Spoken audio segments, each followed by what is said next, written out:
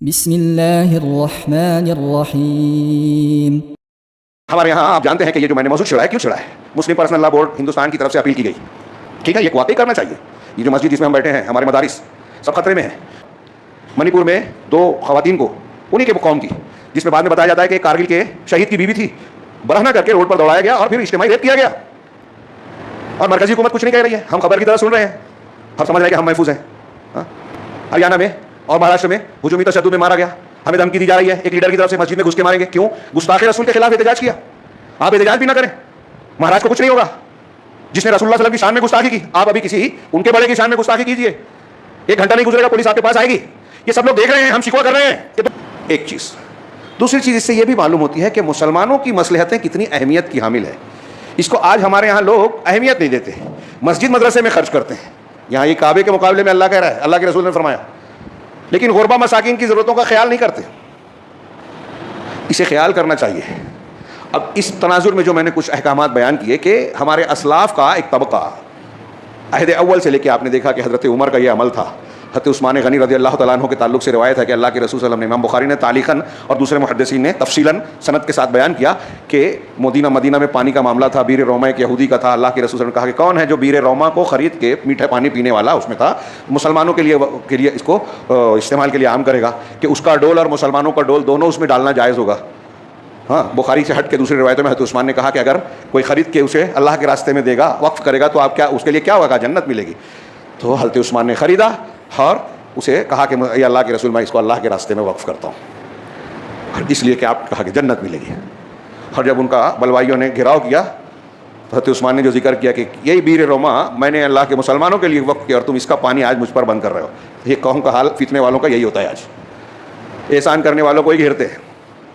बहरहाल हज़रत उस्मान गनी का ये अमल इसी वक्फ़ की शक्ल है। आज भी आप मदीना चले जाइए, बीर रोमा उसी शक्ल में है, घेराबंदी कर दी है सऊदी गवर्नमेंट ने, और वो वक्फ़ है। उसके पानी से इलाके के बागात सैराब होते हैं, वो सब वक्फ़ हैं। वहाँ की जो खजूरें, जो वक्फ़ वाला हिस्सा है, मुसलमानों में तकसीम होती है मुफ्त। अभी एक रिपोर्ट आई थी कि सऊदी अरब के सिर्फ कसीम के कोई इलाके में 6 लाख से ज़्यादा खजूर के दरख्त हैं जो वक्फ़ हैं, और गवर्नमेंट उसका एहतमाम करती है, तोड़ के पैकिंग करके पूरी दुनिया में, सऊदी अरब और उसके बाहर उसको भेजती है मुफ्त में। क्यों? क्योंकि वो वक्फ़ है। तो ये वक्फ़ वाला जो हमारे असलाफ का, यहाँ तक कि हमारे बुजुर्गों का, पुरखों का एक मिजाज था कि हमारे मरने के बाद नेकी का ये सिलसिला जारी रहे, इसलिए वो अल्लाह के रास्ते में वक्फ़ करते थे। वक्फ़ की ज़मीन, वक्फ़ मस्जिदें वक्फ़ की हैं। और अफसोस की बात है कि कब्रस्तान वक्फ़ का है, लेकिन कुछ मज़ारात और उनकी मिल्कियतें वक्फ़ की हैं। उसमें आराइश और तज़ीन की चीज़ें कि उसमें मीनारे बनाए जाएँ, ये किया जाए, वो किया जाए, ये बातिल है, नाजायज़ है, लेकिन लोगों ने उसके में भी वक्फ़ किया। हमारे यहाँ आप जानते हैं कि ये जो मैंने मौजूद छेड़ा है, क्यों छेड़ा है? मुस्लिम पर्सनल लॉ बोर्ड हिंदुस्तान की तरफ से अपील की गई कि खुतबा इसे बयान करें। क्यों बयान करें? कि मौजूदा हुकूमत, मरकज़ी हुकूमत वक्फ़ तरमीमी बिल लाई, अगरचे वो रुक गया और JCP जो भी वहाँ की जो पार्लिमानी बोर्ड है, कमेटी है, उसको दिया गया, अभी मामला टला नहीं है। और लोग अपील कर रहे हैं कि मुसलमान भी जो है अपने एहतजाज को दर्ज कराएं। ठीक है, ये वाकई करना चाहिए। ये जो मस्जिद जिसमें हम बैठे हैं, हमारे मदारिस सब खतरे में हैं। बड़े बड़े मदारिस सामने नहीं आती। आप थोड़ी देर के लिए सोचिए, मैं इशारा कर रहा हूँ कि हमारे यहाँ बड़े बड़े लीडरों, मिनिस्टरों, मंत्रियों, यहाँ तक के वज़ीर आला हों, उन पर ED इनकम टैक्स के छापे पड़ रहे हैं, जेल तक जा रहे हैं। तो क्या हमारे मदारिस वाले महफूज हैं जिनका पैसा बाहर से आता है?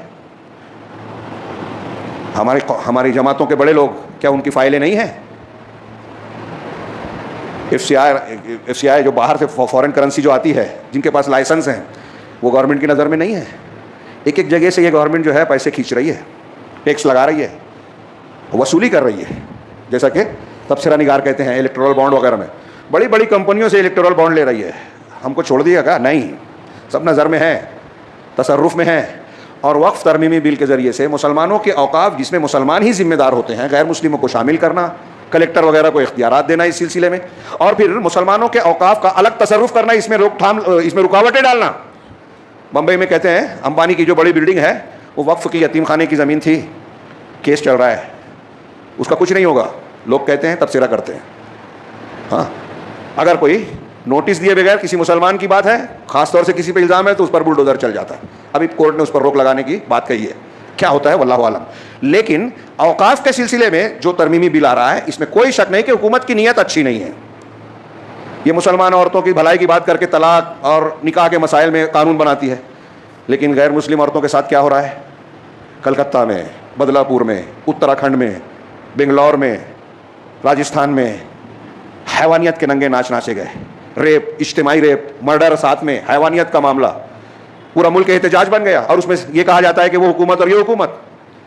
मणिपुर में 2 खवातीन को, उन्हीं के कौम की, जिसमें बाद में बताया जाता है कि एक कारगिल के शहीद की बीवी थी, बरहना करके रोड पर दौड़ाया गया और फिर इज्तिमाई रेप किया गया। और मरकजी हुकूमत कुछ नहीं कह रही है, हम खबर की तरह सुन रहे हैं और समझ रहे हैं कि हम महफूज हैं। हरियाणा में और महाराष्ट्र में हुजूमी तशद्दुद में मारा गया, हमें धमकी दी जा रही है एक लीडर की तरफ से, मस्जिद में घुस के मारेंगे। क्यों? गुस्ताखे रसूल के खिलाफ एहतजाज किया। आप एहतजाज भी ना करें, महाराज को कुछ नहीं होगा जिसने रसूलुल्लाह सल्लल्लाहु अलैहि वसल्लम की शान में गुस्ताखी की। आप अभी किसी उनके बड़े की शान में गुस्ताखी कीजिए, 1 घंटा नहीं गुजरेगा पुलिस आपके पास आएगी। ये सब लोग देख रहे हैं, हम शिकवा कर रहे हैं कि 2 तरह का कानून चल रहा है और खासतौर से मुसलमानों के साथ जुल्म हो रहा है। तो मस्जिद में घुस के मारने की बात, वो आदमी आजाद है, उस पर रद्द अमल जाहिर करने वालों के ऊपर सख्ती। मध्य प्रदेश में कुछ लोगों ने ये किया, उनको गिरफ्तार किया गया, 150 लोगों का एहतजाज किया, पुलिस स्टेशन में घंटों रहे, FIR दर्ज नहीं हो रहा था, पथराव का मामला हुआ, केस किया गया, 150 लोगों को गिरफ्तार किया गया, सड़कों पे घुमाया गया और कहा गया कि नारा लगाओ पुलिस हमारी बाप है। उसमें जो लीडर किस्म के लोग थे उनके घरों को तोड़ा गया, तलाश जारी है। ये बिल्कुल आम होता जा रहा है।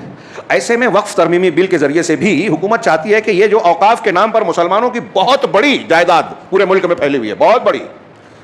8-10 साल पहले सुप्रीम कोर्ट के एक मुस्लिम वकील ने कहा था कि अगर औकाफ की जमीनों को बेचकर एक मुसलमान को, बच्चा हो, मर्द हो, औरत हो, बूढ़ा हो, एक को दिया जाए तो मिनिमम 25-25 लाख एक आदमी को आएगा, एक बच्चे को भी।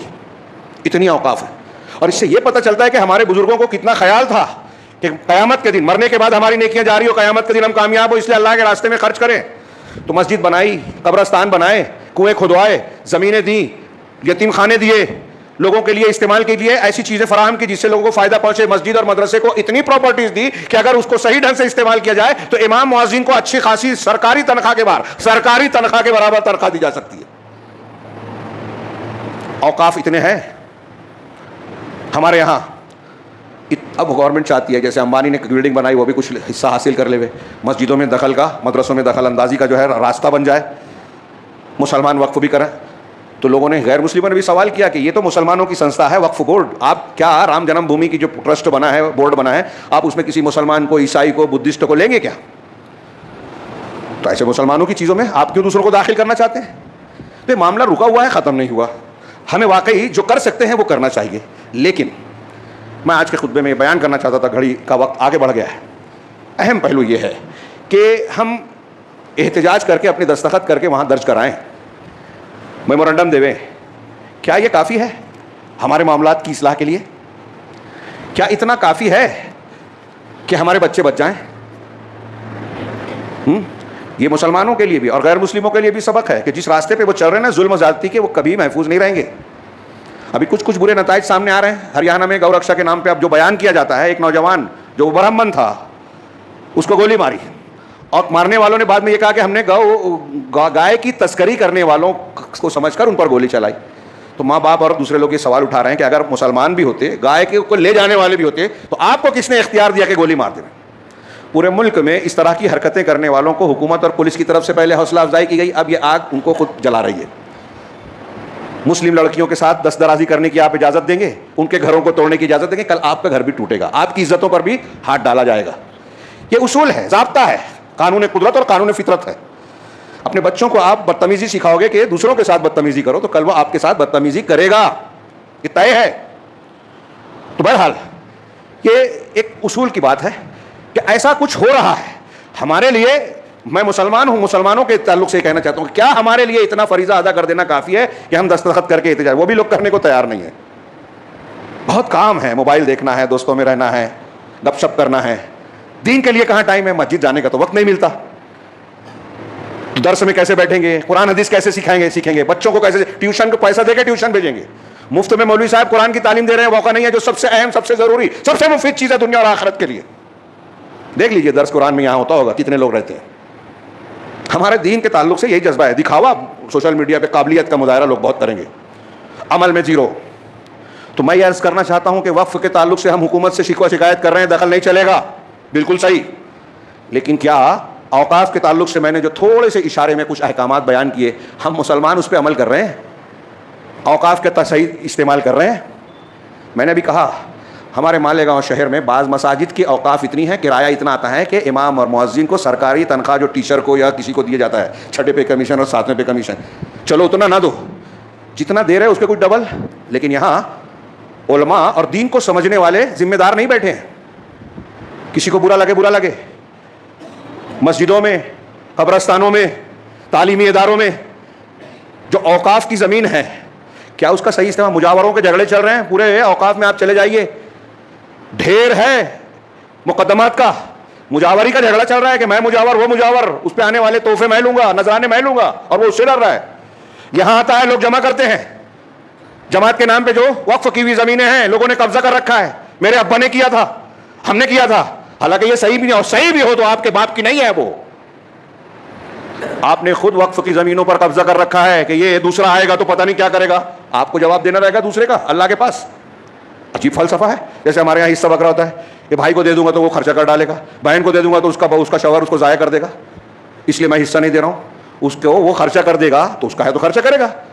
आपको जवाज़ फराहम होता है कि आप कोई जिम्मेदार बना के या अपनी जिम्मेदारी लेके उसको दे दीजिए, कोई और शक्ल इख्तियार किए, देता क्यों नहीं? आप हक मारे, आप वक्फ का गलत इस्तेमाल करें, हुकूमत करे तो शिकवा शिकायत। मैं ऐसा मानता हूं, मेरा अकीदा है कि हम पर जो मुसीबतें आ रही है उसकी असल वजह यह जुल्म है जो हम आपस में कर रहे हैं। जो जहां बैठा है कुंडली मार के गरीबों को देने के लिए तैयार नहीं है, जबकि गरीबों के लिए बताया गया है। छोड़िए दूसरों को, मस्जिद का इमाम और मुअज्जिन 7 करोड़ 8 करोड़ की मस्जिद बना लेंगे, तनख्वाह की बात आएगी तो नहीं इतना ही देना है, कहा बढ़ा दो, कहा शहर का जो चलन है वो, तो शहर के चलन में 8 करोड़ की मस्जिद कहां है? 1.5 लाख की मस्जिद बनाइए, छप्पर की, चलन बनाइए उसे 8 करोड़। एक साहब बताया कि फला मस्जिद 8 करोड़ की, हनफी दोस्त थे, मैंने कहा कि जाके मेरी तरफ से मशवरा दो, कहना कि 8 करोड़ जमा कर लीजिए, 7 करोड़ की मस्जिद बना लीजिए, 1 करोड़ की प्रॉपर्टी बना के वक्फ कीजिए और कहिए कि इसमें जो आमदनी होगी सिर्फ इमाम और मुअज्जिन को तनख्वाह देंगे, इतनी तनख्वाह के उसके लिए लोग लाइन लगाए। लेकिन सेठ साहब है ना हमारे यहाँ, वो नहीं, मस्जिद मदरसे को भी सेठ और मजदूर की तरह देखते हैं कि इनको ज़्यादा देना नहीं चाहिए, गवर्नमेंट का ज़्यादा तनख्वाह मिलती है तो इनको तकलीफ होती है कि पगार ज़्यादा मिल रही है, ये हमारी बराबरी करेंगे, हम जो गाड़ी खरीद रहे हैं ये भी खरीद लेंगे। हमारे यहाँ औकाफ पे जैसे बैठे हैं, जमातों के जिम्मेदार बैठे हैं, इनको ये पता ही नहीं है कि हमारी जिम्मेदारी क्या है, अल्लाह हमसे क्या पूछेगा। अभी जमातों को देखिए, हमारी जमात में आप जगह जगह सुनेंगे कि फला नौजवान जो है वहाँ कुछ ऐसे गुमराह मुकर्रिरीन से, गुमराह इमामों से मुतासिर हो गए हैं जो सहाबा कराम को बुला भला कहते हैं, कुछ हदीसों के बारे में शक शुबा करते हैं, इनकार करते हैं, कुछ जो है ये बोलते हैं कि अहले हदीस कहना ये गलत है। जाहिलों के पीछे जाके वो जाहिलों को सुनते हैं, उलमा पे तनकीद करते हैं, अरे उलमा को क्या समझता है? तो जाहिलों को समझता है, गैर उलमा को समझता है, ब्रदर्स को समझता है। सोशल मीडिया पे आज उलमा को सिखाने वाले बहुत लोग हैं, उलमा से सीख नहीं रहे हैं, सिखा रहे हैं, जैसा कि मैंने अभी बताया। तो हमारे यहाँ इतने इतने काबिल लोग हैं दीन की, ऐसे ही ये पता ही नहीं है, उनको मालूम नहीं है, इन उलमा को मसारिफ मालूम है। अब अल्लाह के रास्ते में औकाफ की, वक्फ की हुई चीज पर जो लोग जिम्मेदार बन के बैठे हैं, उनको यही नहीं पता कि इसको जो वक्फ की हुई चीज है ना, इसको खर्च करना मसलहत है, मकसूद है। वो खजाना बना रहे हैं और जिससे वो खुश हैं उसको देंगे, जिससे ना खुश है नहीं देंगे। आप अपने बेटे के लिए, ट्रस्टी साहब का बेटा उस तनख्वाह पे काम दिलवाने के लिए तैयार होगा जितनी वो इमाम को दे रहा है, मुदर्रिस को दे रहा है। गौर कीजिए जरा। फिर हमारे यहाँ मैं ये अर्ज करना चाहता हूँ मजमूई तौर से, स्कूल कॉलेज देखिए, हॉस्पिटल जो वक्फ शुदा है, आज इन सब चीज़ों को बिजनेस का, धंधे का जरिया बना लिया गया है। वक्फ की हुई ज़मीन है मदरसे की, लोग चंदा देते हैं, ज़कात सदकात देते हैं, लेकिन एक गरीब तरीन बच्चा अगर चला जाए तो फीस माफ़ नहीं होगी, केजी में दाखिले के लिए फ़ीस भरनी पड़ेगी। मजबूर होकर आदमी कर्जा लेता है, गरीब औरत, बेवा औरत अपना जेवर का कुछ सामान बेच के दाखिला लेती है, तो सेठ साहब कहते हैं कि देखो पैसा है, निकालने का ढंग चाहिए। वो उसकी हालत क्या है नहीं पता, उसके घर में खाना क्या बन रहा है नहीं खबर। अरे गवर्नमेंट रिपोर्ट है हाँ कि कितने % मुसलमान गरीबी की सतह से नीचे ज़िंदगी गुजार रहे हैं, गरीबी की सतह से नीचे। महीने भर में, अभी बिहार की जो मर्दमशुमारी हुई है जाति की जनगणना जिसको कहते हैं, जात की बुनियाद पे, उसमें बताया गया कि कितने 20 कह रहे 40 लाख 40 करोड़ गालिबन, मैं तादाद भूल रहा हूँ, ऐसे हैं जिनकी माहाना तनख्वाह 20,000 से कम है। उसमें एक 20 करोड़ के लगभग, या कुछ इस तरह, करोड़ कह रहा हूँ, लाख शायद, हाँ, वो कह रहे हैं इतने हैं कि जिनको महीने का 6,000 रुपया मिलता है, भी नहीं मिलता, महीने का 6,000 भी नहीं मिलता। अब वो 6,000 10,000 तनख्वाह फीस भर के पड़ेगा। हमारे यहाँ दीनी मदारिस में पहले तालीम मुफ्त थी। क्यों? मुसलमान वक्फ करता था, चंदा देता था। उससे पहले मदरसे की आमदनी का जरिया यही था, औकाफ थे, औकाफ। ये लिख लीजिए जो मैं कह रहा हूँ। हाँ, वक्त बहुत ज़्यादा हो गया है, 2-4 मिनट और लो, माफ़ी चाहता हूँ। मैंने सोचा था कि 35-40 पे ख़त्म कर दूंगा। लॉर्ड मेकाले जो अंग्रेज़ों का अफसर था तालीमी मैदान का, जिसने कहा था कि हम हिंदुस्तान में ऐसा निसाब तालीम बनाए कि यहाँ के लोग हिंदुस्तान नस्लन तो हिंदुस्तानी हो, लेकिन उनका दिमाग अंग्रेज़ों के जैसा हो जाए, वो तालीम पढ़ाएंगे। तो उसकी 1835 और 37 की 2 रिपोर्टें हैं मदारिस के ताल्लुक से, टाइम नहीं है कि मैं तफसील में जाऊं। उसने ये कहा कि ये मदारिस और हिंदुओं की पाठशालाएं गवर्नमेंट के किसी काम की नहीं है। यहाँ पढ़ने वाले, उससे पहले मदरसे के पढ़े हुए लोगों को सरकारी नौकरी मिलती थी। अब हमारे यहाँ हर चीज़ तो नौकरी पे है ना, जिस पर जितनी बड़ी नौकरी मिल रही है उतनी बड़ी वो तालीमी डिग्री मानी जाती है।